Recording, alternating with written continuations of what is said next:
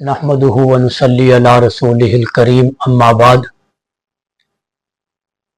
सवाल ये है कि किसी से कोई चीज़ उधार ली किसी काम के लिए, तो अब जिस मकसद के लिए वो चीज़ ली है उस मकसद में उसको इस्तेमाल नहीं करते बल्कि किसी और मकसद के लिए उसे इस्तेमाल करते हैं, तो ऐसा करना शरअन जायज़ होगा?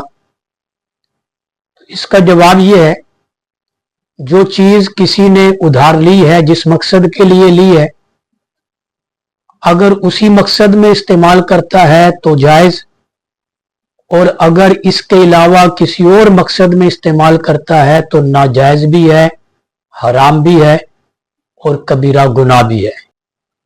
एक दोस्त ये सवाल पूछ रहे हैं कि कोई अगर कुदरत रखता हो, इस्तात भी हो, और फिर भी वो कहे कि मैं शादी नहीं करूंगा, तो उसका शरई हुक्म क्या है?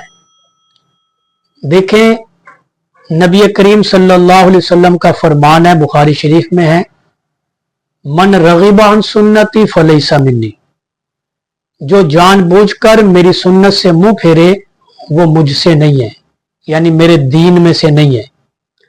तो इसलिए ये बहुत बड़ा गुनाह है। अगर अल्लाह ने हिम्मत दी है, माली वसअत दी है, तो निकाह करना तमाम नबियों की सुन्नत है, इनकार करना कबीरा गुनाह है।